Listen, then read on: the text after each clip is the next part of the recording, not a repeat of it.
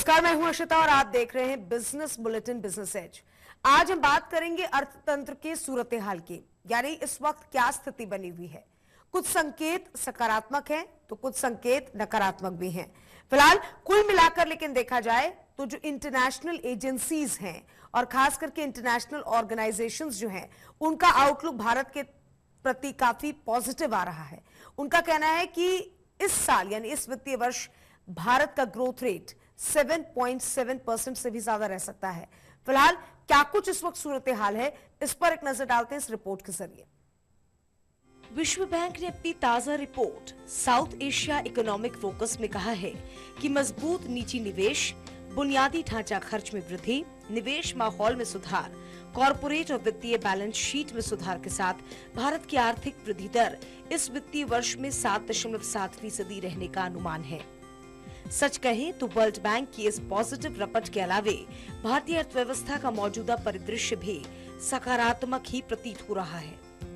वहीं देश की वित्तीय कमान संभालने वाले मंत्री अरुण जेटली ने अंतर्राष्ट्रीय मुद्रा कोष की स्प्रिंग बैठक में कहा, वर्तमान सरकार मजबूत और सतत विकास के लिए आधारभूत ढांचे के माध्यम से रिफॉर्म टू ट्रांसफॉर्म इंडिया का रुख अपना रही है।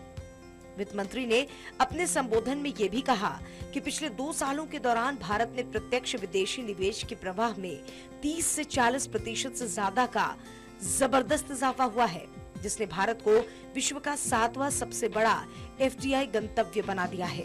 विदेशी मुद्रा भंडार के आंकड़े भी सकारात्मक संकेत दे रहे हैं। देश का विदेशी मुद्रा भंडार 8 अप्रैल को समाप्त सप्ताह में 15.74 करोड़ डॉलर बढ़कर 359.917 अरब डॉलर के सर्वकालिक रिकॉर्ड स्तर पर पहुंच गया है। इधर मुद्रास्फीति से जुड़ा गणित भी अनुकूल बताया जा रहा है। साथ ही औद्योगिक विकास दर में भी 2% सुधार दर्ज हुआ है। RBI ने इसी माह के शुरू में फौरी ऋण की अपनी ब्याज दर 0.25% घटाकर 6.5% कर दी, जो पिछले 5 सालों का न्यूनतम स्तर है। और अगर मॉनसून की मेहरबानी रही तो ये आंकड़े आने वाले समय में थोड़े और सिकुड़ सकते हैं। खैर, अधिकतर संकेत जहां सकारात्मक हैं, वहीं अर्थतंत्र के कुछ ऐसे मुद्दे भी हैं जो चिंता का सबब बने हुए हैं। बैंकों के डूबते कर्ज के आंकड़े लगातार सिरदर्द बन रहे हैं। वहीं डॉलर के मुकाबले रुपए की सेहत में भी कोई खास सुधार नहीं हुआ है। बहरहाल 100 बातों की एक बात यह है कि बेशक भारत की आर्थिक तस्वीर बेहतर हो रही है, लेकिन अभी भी सुधार के रंगों की गुंजाइश बरकरार है।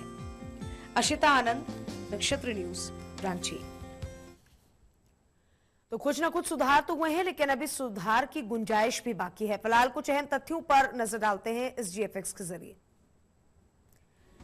तो एक का नजर में आपको कुछ अहम बातें बता देते हैं। IMF और विश्व बैंक का भारत के प्रति पॉजिटिव आउटलुक इस वक्त है। FDI में पिछले 2 सालों में 40% तक का इजाफा हुआ है। विदेशी मुद्रा भंडार में 15 करोड़ डॉलर की वृद्धि हुई है। औद्योगिक विकास दर ने भी रफ्तार पकड़ ली है।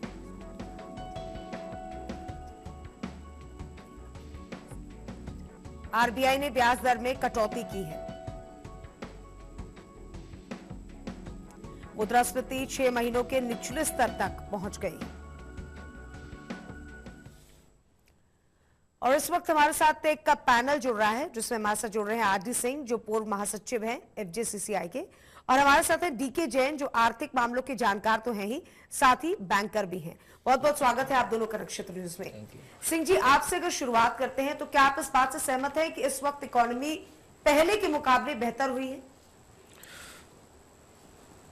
सीता जी, दीवार पर एक लकीर खींची हुई है, उसे बड़ा करना है या छोटा करना है, तो उसके समक्ष अगर छोटी लकीर खींची जाती है तो कहा जाता है कि ये पहले की लकीर बड़ी हो गई है, और बड़ी लकीर खींची जाती है तो कहा जाता है कि छोटी लकीर जो है सो बड़ी दिख रही है जी। तो हमारे सम्मानित माननीय वित्त मंत्री महोदय ने जो आर्थिक आंकड़ा हमारे समक्ष रखा है, ठीक उसी लकीर की तरह है। बड़ी गहराई से अगर देखा जाए तो अब अमेरिका को छोड़कर शेष जो पूंजीवादी देश हैं, वहाँ पे पूंजीवाद आज के दिन में लड़खड़ाता सा नजर आता है, असफल होता दिखता है, जैसा कि सामान्यतः यूरोपीय देशों के आंकड़े स्पष्ट रूप से बता रहे हैं। और अपने राष्ट्र की जहां तक आर्थिक स्थिति की बात है, तो आपने प्रारंभ में ही कहा कि कुछ सुधार के लक्षण नजर आ रहे हैं। ऐसी आशंका है कि आने वाले समय में 7.5% से भी ज़्यादा जीडीपी हमारी आगे तक तलक जाएगी। तो निश्चित रूप से हमारे सम्मानित वित्त मंत्री महोदय ने देवराज इंद्र में आस्था रखते हुए कृषि के दृष्टिकोण से इस तरह का विचार उन्होंने हमारे समक्ष रखा है। ऐसी आस्था जताई है कि अगर अच्छी कृषि उपज होती है तो निश्चित रूप से हमारा जीडीपी आगे बढ़ेगा। लेकिन जहां तक आपने विदेश एफडीआई के संदर्भ में बात कही है कि 30 से 40% जो है उसमें बढ़ोतरी हुई है, तो मैंने एक ही बात देखी है कि 1992 से आज तक एफडीआई में जो भी हमारे राष्ट्र में आया है वह सट्टे बाजार में ही उसका 80% रुपये लगते हुए नजर आए हैं। मैन्युफैक्चरिंग सेक्टर में कहीं भी उस एफडीआई का कोई असर हमें नहीं दिखा। तो वह राशि, एफडीआई की राशि अगर सट्टे बाजार में लगती है तो इसमें हमें बहुत खुश होने की स्थिति नहीं है। और इसी का कारण है कि आज डॉलर की स्थिति हमारे रुपये के समक्ष जितनी मजबूती के साथ सीना तान के खड़ा है, वह अपने आप में एफडीआई की स्थिति की चुगली करती है। और जहां तक औद्योगिक उत्पादन बढ़ने की बात है, तो विगत 7 वर्षों से मैंने एक ही बात देखी है कि हमारे यहाँ के जितने गृह उद्योग हैं, चाहे बड़े इंडस्ट्री हो, मंझोले इंडस्ट्री हो या छोटे इंडस्ट्री हो, फैक्ट्रियां हमारे यहाँ उजड़ी हैं। ऑटोमोबाइल के सेक्टर में, इंजीनियरिंग के सेक्टर में, इलेक्ट्रॉनिक्स के सेक्टर में हमारा जो उत्पादन था वह धराशायी हो गया है। आप कोई भी फिनिश गुड्स, चाहे वो रेफ्रिजरेटर हो, चाहे वो कंप्यूटर हो, चाहे वो बड़ी गाड़ियां हो, चाहे वो छोटी गाड़ियां हो, आप देखेंगे कि तमाम गाड़ियां आज विदेशों से बने हुए पुर्जों से को असेंबल करके हमारे यहाँ जो विनिर्माण कर रहे हैं उस स्थिति में आ गए हैं। हमारा प्रोडक्शन डाउन हो गया है। उसी तरह से तीनों सेक्टर में जो निर्माण की इकाई है वहां पे विदेशी पुर्जे ही बनकर के असेंबल हो रहे हैं।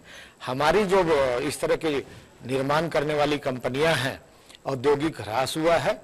मैं इस बात का धन्यवाद देता हूं और बधाई के पात्र हैं टाटा ग्रुप ऑफ इंडस्ट्रीज हमारे देश में, जिसने लगभग 4-5 महीने पहले ये निर्णय लिया कि हमें विदेश में बने हुए पुर्जों को यहाँ के फिनिश गुड्स में लगाने से परहेज करना है। तो मेक इन इंडिया पर फोकस करना होगा। फिलहाल यहाँ वक्त तो चला एक छोटे से ब्रेक का। ब्रेक के उस पर अपने दूसरे एक्सपर्ट से यानी डीके जैन जी से जानने की कोशिश करेंगे कि उनका नजरिया क्या है, कि वाकई इकोनॉमी में कुछ सुधार आया है या फिर जिसका तस बना हुआ है जैसा सिचुएशन था। फिलहाल रुक छोटे से ब्रेक के लिए।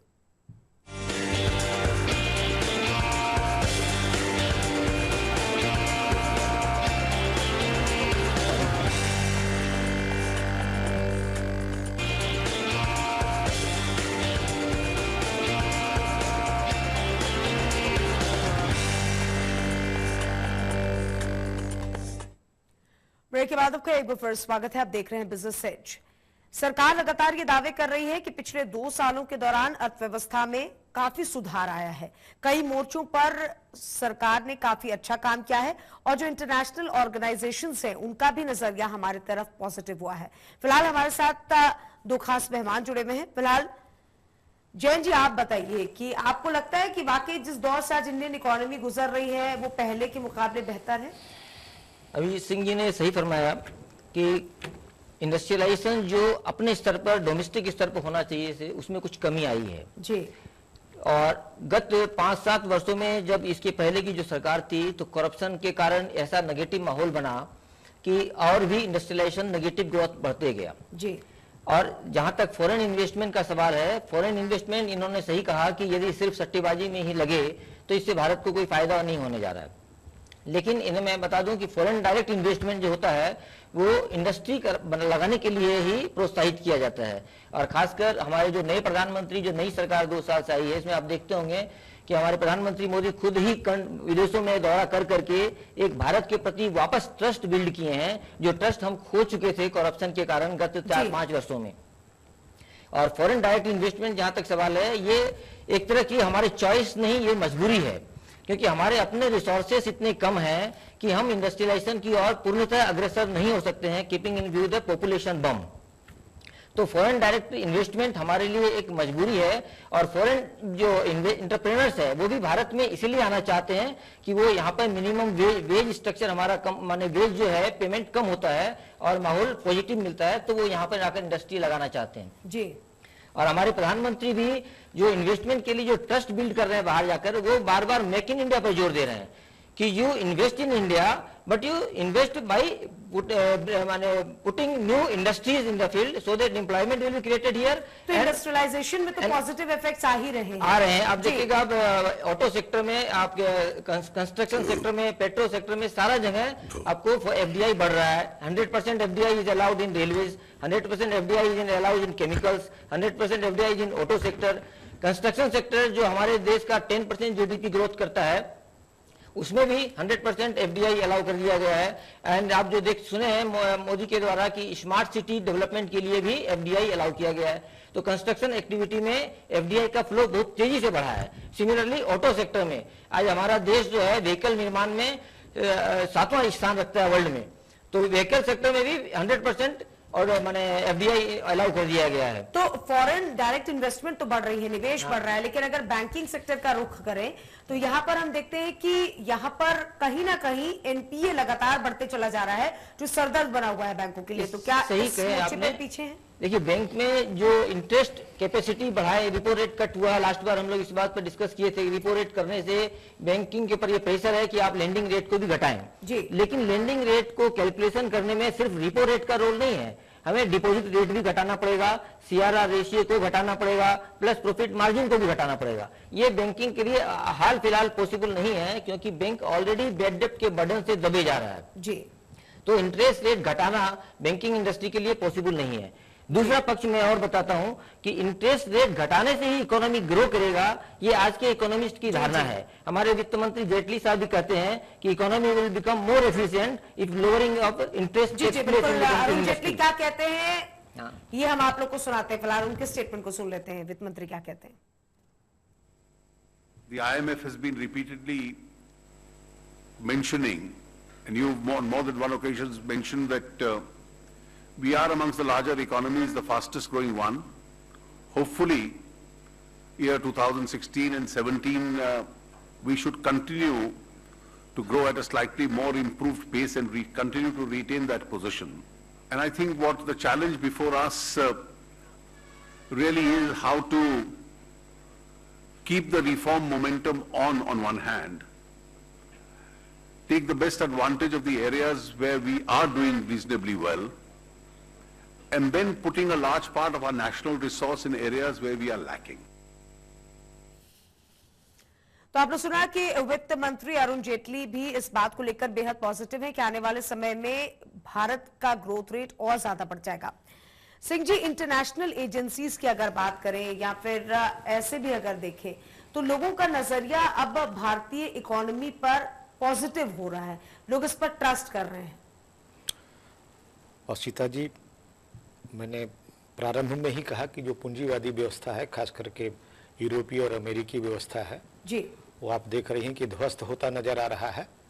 और हमारा जो आर्थिक आधार है उसके मजबूत होने का कुछ और कारण है जी। जैसे आपने देखा था कि 8-10 साल पहले जब विश्व की इकोनॉमी धराशायी हो गई थी, उस काल में भी हमारा इकोनॉमी अपने आप पे स्थिर रहा था, जरा सा भी आंच भी इसके अर्थशास्त्र पर नहीं आया था।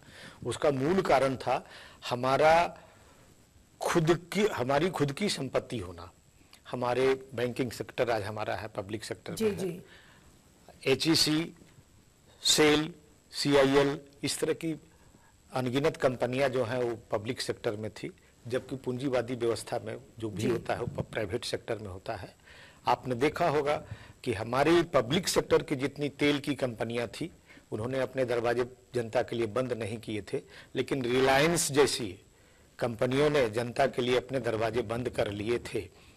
तो आपको पता होगा कि हमारी खुद की जो आर्थिक स्थिति है, हमारी जो वर्षों से धारणा है अर्थ का, वो हमें उस समय बचा गया था, जो कि आज के दिन में पूंजीवादी व्यवस्था में ये सारी चीज़ें नहीं हैं। अभी जैसे वार्ता के क्रम में आया कि हम ऑटोमोबाइल के सेक्टर में, इंजीनियरिंग के सेक्टर में इन दिनों काफ़ी मजबूत हुए हैं, तो मैं आपको एक जानकारी देना चाहता हूं कि जिस परिस्थिति से हम गुजर रहे हैं, हमारा automobile sector Hindustan motor fiat India धराशायी हो चुका है जी। और आज के दिन में जो स्थितियां बन रही हैं, विदेशी ऑटोमोबाइल मैन्युफैक्चरर का जो आक्रमण चल रहा है, तो टाटा मोटर भी 4-5 साल से ज्यादा झटके नहीं झेल चलिए, पाएगा। फिलहाल प्रधानमंत्री नरेंद्र मोदी क्या कहते हैं, क्या वो भी पॉजिटिव आउटलुक रखते हैं हमारे इंडियन इकोनॉमी को लेकर? उनके स्टेटमेंट को सुन लेते हैं इस बीच।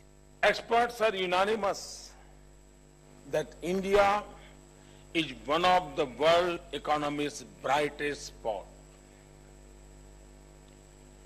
We have low inflation, a low balance of payments current account deficit, and a high rate of growth. This is the result of good policy, not good fortune. Let me elaborate. Between 2008 and 2009, crude oil prices fell steeply from a peak of $147 per barrel to less than $50. This was a steeper fall than between 2014-15. Yet, in 2009-10, India's fiscal deficit, its current account deficit, and its inflation rate all substantially worse. And this slide was a form of higher base figure for all three. But in 2015-16, all three have improved from a lower base. और अगर IMF की बात करें तो IMF का भी यही नजरिया है कि आने वाले समय में भारत के प्रॉस्पेक्ट्स बहुत ज्यादा ब्राइट हैं और ये एक चमकते बिंदु की तरह है। I was able to confirm my impression that India is the bright spot of the global economy, that there is what I call a seize the moment time for the Indian economy. There is clearly renewed confidence from the rest of the world, which is looking at India with envy for some, because it is of all the large economies the one that is growing the fastest, and we forecast that growth to be solid and to continue going forward. Jain ji, आपने international monetary fund की managing director Christine लोगार्दे की बातों को सुना होगा। वो कहती है कि आने वाले समय में भारत की ग्रोथ और बढ़ सकती है। तो जब ऐसी इंटरनेशनल ऑर्गेनाइजेशंस हमारे प्रति इतना पॉजिटिव नजरिया रख रही है तो इसका क्या संकेत है? एकदम सही फरमाया इन्होंने। मैं भी इस बात से पूर्णतः सहमत हूं कि भारत का आज स्थान विश्व में सर्वप्रथम हो रहा है। 2013 में इवन एफडीआई के लिए भी जो हमारे भारत की स्थिति थी वो 15वीं स्थिति थी, जो 2014 में घट करके 9th हुई, and now we are the top most destination in the world. Even we have सब overtaken China and US also.